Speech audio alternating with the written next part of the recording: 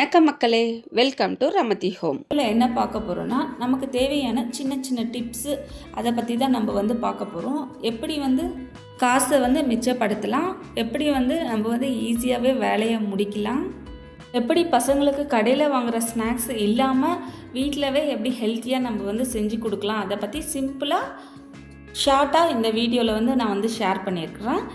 இந்த வீடியோ ரொம்பவே இன்ட்ரெஸ்டிங்காக இருக்கும். அதுக்கு நீங்கள் இந்த வீடியோவை ஸ்கிப் பண்ணாமல் பாருங்கள்.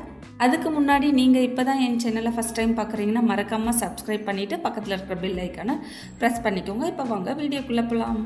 ஃபஸ்ட்டு என்ன பார்த்தோம்னா, நம்ம வீட்டில் வாரத்தில் 1 டைம் எப்படியும் நான்வெஜ் எடுப்போம். குருமா குழம்பு வைப்போம், காரக்குழம்பு வைப்போம். சாம்பாரை தவிர மற்ற எல்லா குழம்புக்குமே நம்ம யூஸ் பண்ணுறது என்ன இதுன்னா ரெகுலராக இஞ்சி பூண்டு பேஸ்ட்டு தான். ஆனால் நமக்கு அது ரெடி பண்ணவும் ரொம்பவே கஷ்டம். அந்த டைமில் பூண்டு உரிக்கிறதுக்கு கொஞ்சம் நேரமாகும். அதனால் நான் என்ன பண்ணியிருக்கேன்னா, டைம் கிடைக்கும்போது இந்த டிவி பார்க்கும்போது இல்லை ஆஃப்டர்நூன் டைமில் எப்படியும் ஒரு 1/2 ஹவராச்சும் ஃப்ரீயாக கிடைக்கும். பசங்களே இருந்தாலும் சரி ஃப்ரீயாகவே கிடைக்கும். அந்த டைமில் நான் என்ன பண்ணுவேன்னா, பூண்டை உரித்து வச்சுட்டு ஃப்ரிட்ஜில் வச்சுப்பேன். எல்லா பூண்டும் ஒரேடியாகவும் உரிக்க மாட்டேன். அப்பப்போ கொஞ்சம் கொஞ்சமாக உரித்து ஃப்ரிட்ஜில் வச்சுட்டு, அதுக்கப்புறம் இஞ்சி க்ளீன் பண்ணுறது கொஞ்சம் ஈஸி தான். அதை நம்ம க்ளீன் பண்ணிவிட்டு வாஷ் பண்ணிவிட்டு, அதுக்கப்புறம் அது கூடவே 1 டேபிள் ஸ்பூன் சோம்பு போட்டு அரைச்சி வச்சுட்டோம்னா 1 வீக்குக்கு மேலவே நல்லா ஃப்ரெஷ்ஷாகவே இருக்கும். இப்போ பேஸ்ட்டை அரைச்சிட்ட பிறகு நம்ம கையில் எடுக்கவே கூடாது. இஞ்சி பூண்டு பேஸ்ட்டு ஸ்பூனில் தான் எடுத்து ட்ரான்ஸ்ஃபர் பண்ணிவிட்டு அப்படியே ஃப்ரிட்ஜில் ஸ்டோர் பண்ணி வச்சிடலாம். நம்ம எடுத்து யூஸ் பண்ணுறதுக்கும் ஸ்பூனை தான் நம்ம யூஸ் பண்ணணும். இப்போ தான் ரொம்ப நாளைக்கு வரும். இது போல் செஞ்சு வச்சிட்டோம்னா நம்மளோட வேலை ரொம்பவே ஈஸியாகவே முடியும். ஒரு முறை மட்டும் ட்ரை பண்ணி பாருங்கள். ட்ரை பண்ணி பார்த்துட்டு கமெண்ட் செக்ஷனில் கமெண்ட் பண்ணுங்கள். இந்த டிப் என்ன பார்த்தோம்னா, நம்ம வீட்டில் பன்னீர் வாங்குறது ரொம்பவே கஷ்டம். ஏன்னா ஒரு பேக்கெட் 100 ருபீஸ்க்கு மேலேன்றதுனால வாங்குறதுக்கு நம்ம யோசிப்போம். அதனால் நான் என்ன பண்ணேன்னா, நம்மளே வீட்டிலவே பன்னீர் மேக் பண்ணி நம்ம செஞ்சு சாப்பிட்லாம் ஃப்ரெஷ்ஷாகவே. அதுக்கு ஒரு 1 லிட்டர் பால்லவே நம்ம 100 ருபீஸ் தேவையான பன்னீர் நம்ம செஞ்சு சாப்பிட்டுக்க முடியும். லிட்டர் பாலுங்கிறது ஒரு 50லேருந்து 60 ருபீஸ்க்குள்ளே இருக்கும். மாட்டுப்பாலாக இருந்தால், சப்போஸ் பேக்கெட் பாலாக இருந்தால் ஒரு 40 ருபீஸ்லேருந்து 45 ருபீஸ்க்குள்ளவே ஒரு லிட்டர் நம்மளால் வாங்கிட முடியும். அப்படி பார்த்தாலும் நமக்கு ஒரு 50 ருபீஸ்க்கு எக்ஸ்ட்ரா தான் பன்னீர் காசு கொடுத்து வாங்குற மாதிரி இருக்குது. அதனால் வீட்டிலவே நம்ம ஹோம்மேடாக செஞ்சு சாப்பிட்டோம்னா ஹெல்த்துக்கும் ரொம்பவே நல்லது. ரொம்ப நாள் ஸ்டோர் பண்ணி சாப்பிட்றத விட நம்ம ஃப்ரெஷ்ஷாகவே செஞ்சு அன்றைக்கே நம்ம மேக் பண்ணி சாப்பிட்டாலும் நம்ம உடம்புக்கு ரொம்பவே நல்லது. இந்த பன்னீரும் நம்ம வெயிட் லாஸ் இருக்கும்போது இந்த ஃபுட்டை நம்ம எடுத்துக்கலாம். இதுவுமே ரொம்பவே யூஸ்ஃபுல்லாக இருக்கும் வெயிட் லாஸ் அப்போது. பன்னீர் வீட்டிலவே மேக் பண்ணுறது ரொம்ப ஈஸி தான். செஞ்சு வைக்கிறதுக்கு ஒரு 2 நிமிஷம் கூட ஆகாது. ஆனால் ரெடி ஆகிறதுக்கு மட்டும் ஒரு 2லேருந்து 3 மினிட்ஸ் வரைக்கும் ஆகும்.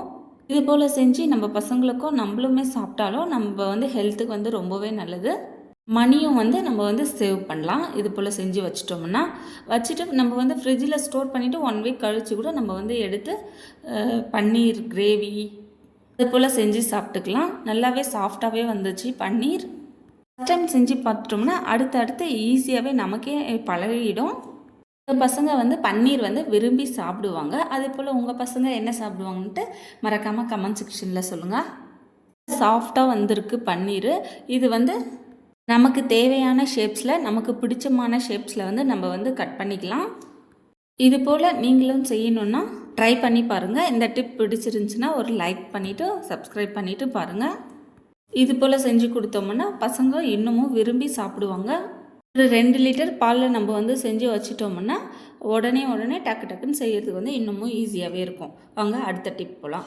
அடுத்த டிப் என்ன பார்த்தோம்னா, நம்ம பேக்கரியில் கேக்கெல்லாம் வாங்கி கொடுப்போம். அப்படி கேக் வாங்கி கொடுத்தா உடம்புக்கு கெடுதல் அப்படின்னு சொல்லிட்டு நம்மளே வீட்டிலே கூட செஞ்சு கொடுப்போம். அதுபோல் செஞ்சு கொடுக்கும்போதோ நம்ம அதில் சேர்க்கக்கூடிய இன்க்ரீடியன்ட்ஸ் ரொம்ப ஹெல்த்தியாகவே இருந்துச்சுன்னா அது இன்னமும் நல்லது.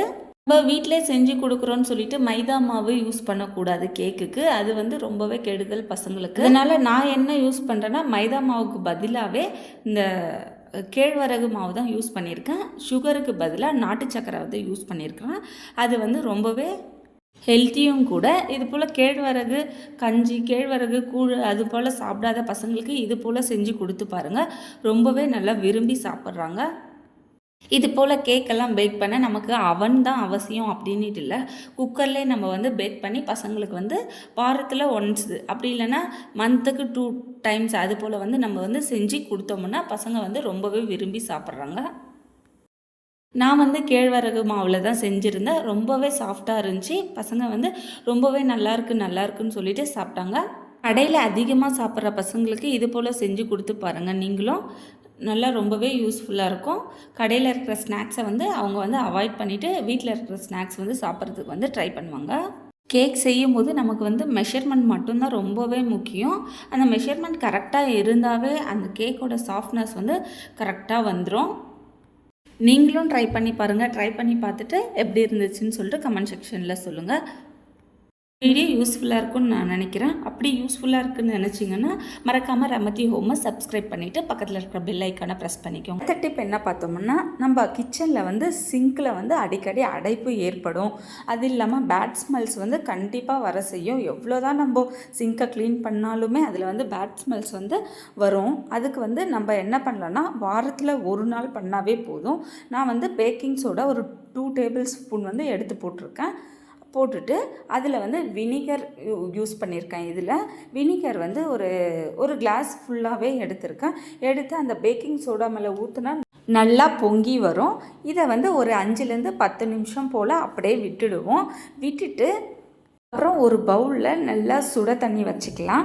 அந்த சுட தண்ணியை நம்ம வந்து ஏற்கனவே போட்டு வச்சுருக்கோம் இல்லைங்களா, பேக்கிங் சோடாவும் வினிகரும், அதிலே வந்து நல்லா ஊற்றி விட்டுட்டோம்னா அந்த பழுப்பில் இருக்கிற அந்த டஸ்ட்டு சாதம் ஏதாச்சும் மாட்டியிருந்தாலோ அப்படி இல்லைன்னா பேட் ஸ்மெல்ஸ் எல்லாம் கண்டிப்பாக வராமல் தடுக்கும். இதை வந்து கண்டிப்பாக ட்ரை பண்ணி பாருங்கள்.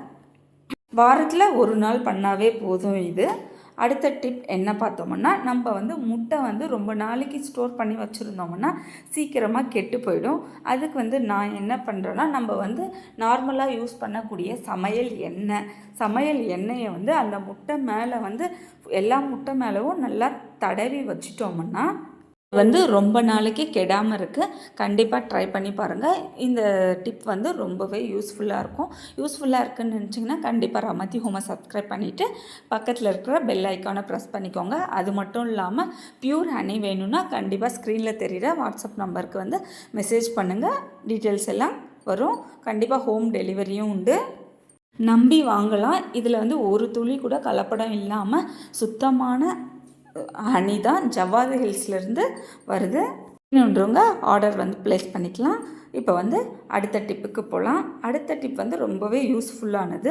நம்ம வந்து ரெகுலராக இப்போ வந்து இந்த ஒயிட் கலர் பில்லோவை வந்து மெயின்டைன் பண்ணுறது ரொம்பவே சிரமமாக இருக்குது. தலைக்காணியை வந்து நம்ம புதுசு போலவே அப்படியே வச்சுக்கலாம் அப்படின்னா நான் வந்து என்ன டிப் யூஸ் பண்ணுறேன்னா, தலைக்காணி மேலே அப்படியே தலைக்காணி உரை போட்டு அப்படியே படுத்தோம்னா நம்ம தலையில் இருக்கிற எண்ணெய் அது வந்து அப்படியே உள்ளே இறங்கி அந்த ஒயிட் கலர் தலைக்காணி எல்லாமே நாஸ்தி ஆகிடுது.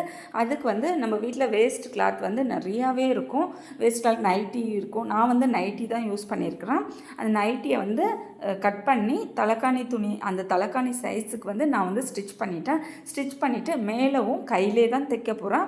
இதுக்கு வந்து மிஷின் ஒன்றும் அவசியம் இல்லை. நான் வந்து கையிலே தான் ஸ்டிச் பண்ணியிருந்தேன்.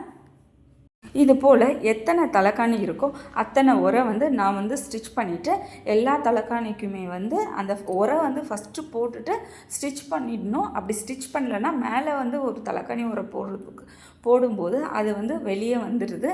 அதனால் அதை வந்து போட்டுட்டு ஃபஸ்ட்டு எல்லா தலைக்கானுமே ஸ்டிச் பண்ணிடணும். அதுக்கப்புறம் அதுக்கு மேலே போடுற கவரை வந்து போட்டோம்னா அந்த தலைக்காணி வந்து வெளியே வராமல் தடுக்கலாம். அது மட்டும் இல்லாமல் நம்ம படுக்கும்போது தலையில் இருக்கிற எண்ணெய் எல்லாம் மேலே இருக்கிற தலைக்காணி உரை அதுக்கும் உள்ளே இருக்கிற தலைக்காணி உரையை தவிர தலைக்காணி உள்ளே வந்து போகிறதுக்கு வந்து சான்ஸ் இல்லை. வாரத்தில் ஒரு முறை கழட்டி வாஷ் பண்ணிக்கலாம். மேலே இருக்கிற உரை மட்டும், உள்ளே இருக்கிறது வந்து ரொம்ப அழுக்கானா வாஷ் பண்ணாவே போதும். கண்டிப்பாக ட்ரை பண்ணி பாருங்கள். தலைக்காணிக்கு வந்து அந்த ஒயிட் கலரை வந்து அடிக்கடி துவைக்காத மாதிரி பார்த்துக்கலாம். அடுத்த டிப் என்னென்னா, இது போல் ஒயிட் கலர் பெட்டுக்கும் வந்து அதே டிப் தான் நான் வந்து ஃபாலோ பண்ணுறேன். இது போல் ஒயிட் கலர் பெட்ஸ் வந்து பசங்க இருக்கிற இடத்துல சும்மா அப்படி கையை வச்சாவே அழுக்கு பதிஞ்சிடும். அதை வந்து தடுக்கலான்னா நான் வந்து பெட்ஷீட் வந்து ஒரே கலரில் வந்து 2 பெட்ஷீட்டாக வாங்கினேன். அந்த பெட்டு சைஸுக்கு தகுந்த மாதிரி ஒரே கலர் பெட்ஷீட்டு 2ஆக வாங்கியிருந்தேன். 2ஆக வாங்கிட்டு அதை வந்து 2 பெட்ஷீட்டுமே ஒன்றாவே ஸ்டிச் பண்ணிட்டேன். இந்த தலைக்காணி உரெல்லாம் போடுவோம் இல்லைங்களா, அதே மெத்தடில் பெட் கவர் சைஸுக்கு ஃபுல்லாக 2மே ஒன்றாவே ஸ்டிச் பண்ணிட்டேன். கீழேயும் ஃபுல்லாகவே வரும் இந்த பெட்ஷீட்டு. 2 பெட்ஷீட்டுமே ஒன்றாவே ஸ்டிச் பண்ணிவிட்டு அதுக்குள்ளே பெட்டை போட்டு ஒரு நாட் மாதிரி வச்சு நம்ம கட்டி விட்டுட்டோம்னா இது வந்து வாரத்தில் ஒரு நாள் கூட வேண்டாங்க, மாதத்துக்கு ஒரு நாள், அப்படி இல்லைன்னா அது கூட வேண்டாம். இந்த கவர் வந்து அழுக்காகிறதுக்கு சான்ஸே இல்லை. ஏன்னா இந்த பெட் கவர் மேலே ஸ்டிச் பண்ணிவிட்டு அதுக்கு மேலே வந்து நான் வந்து இன்னொரு கவரை வந்து போட்டு விட்டுருவேன். இந்த பெட்ஷீட்டை வந்து நான் வந்து வீக்லி ஒன்ஸ் வந்து வாஷ் பண்ணிடுவேன். அது வந்து வாஷ் பண்ண மாட்டேன், ஏன்னா வந்து அது வந்து அழுக்காகக்கூடாதுன்னா இந்த டிப்பை ஃபாலோ பண்ணுங்கள். கருப்பாம்பூச்சி அதிகமாக இருக்கும்போது நான் இப்படி தான் பண்ணுவேன், வேறு எதுவுமே பண்ண மாட்டேன். இது போல் பண்ணோம்னா காலையில் வந்து பார்த்தோம்னா குட்டி குட்டி கருப்பாம்பூச்சி வந்து நிறையவே இறந்து போயிருக்கோம். என்ன யூஸ் பண்ணியிருக்கிறேன் அப்படின்னு சொல்லிட்டு பார்க்கலாம் வாங்க. நான் வந்து என்ன யூஸ் பண்ணேன்னா ஹீட்டு ஸ்ப்ரே வந்து நான் யூஸ் பண்ணுறதில்ல. ஏன்னா ஹீட்டு ஸ்ப்ரே அடித்தோம்னா எல்லா பாத்திரத்துலேயும் பட்டுரும். காலையில் எழுந்தவுடனே எல்லாத்தையும் கழுவணும், அதுவே வந்து ஒரு பெரிய வேலையாக இருக்கும். அதனால் இது போல் பேஸ்ட் வந்து ரொம்பவே யூஸ்ஃபுல்லாக இருக்குது, நல்லாவும் ஒர்க் அவுட் ஆகுது. இது வந்து அங்கங்கே வச்சுட்டு அப்படியே விட்டுட்டோம்னா அதை சாப்பிட்டு கருப்பாம்பூச்சி கொஞ்சம் நேரத்தில் மயங்கிடுது, அப்படியே செத்தும் போயிடுது. இது போல் பண்ணும்போது குட்டி குட்டி கருப்பாம்பூச்சி கூட இறந்து போயிடுது. பகலில் பார்த்தா ஒன்று கூட வெளியில் வராது, ஆனால் நைட்டில் பார்க்கும்போது தான் இவ்வளோ கருப்பாம்பூச்சிங்க சுற்றிட்டு இருந்துச்சு. சரி, நைட் டைமில் போட்டால் வந்து இது வந்து ரொம்பவே பெஸ்ட்டு. போட்டு விட்டு நம்ம மார்னிங் போய் பார்க்கும்போது குட்டி குட்டி குட்டி குட்டியாக நிறையா இருந்துச்சு. வேறு எந்த ஒரு பொருளை யூஸ் பண்ணாலும் கருப்பாம்பூச்சி வந்து இந்த அளவுக்கு சாகாது. இது வந்து ரொம்பவே யூஸ்ஃபுல்லாக இருக்குது. தேவைப்பட்டுச்சுன்னா யூஸ் பண்ணிக்கோங்க. உங்கள் வீட்லேயும் கருப்பாம்பூச்சி நிறையா இருந்துச்சுன்னா இன்றைக்கே அந்த ஹீட் பேஸ்ட் வாங்கிட்டு வந்து நைட்டு போட்டு விட்டுருங்க. காலையில் பார்த்தீங்கன்னா நிறையாவே ரிசல்ட் வந்து நல்லாவே தெரிஞ்சிருக்கும். இந்த வீடியோ பிடிச்சிருந்தா லைக் பண்ணுங்கள், ஷேர் பண்ணுங்கள், மறக்காமல் சப்ஸ்கிரைப் பண்ணுங்கள். தேங்க்யூ.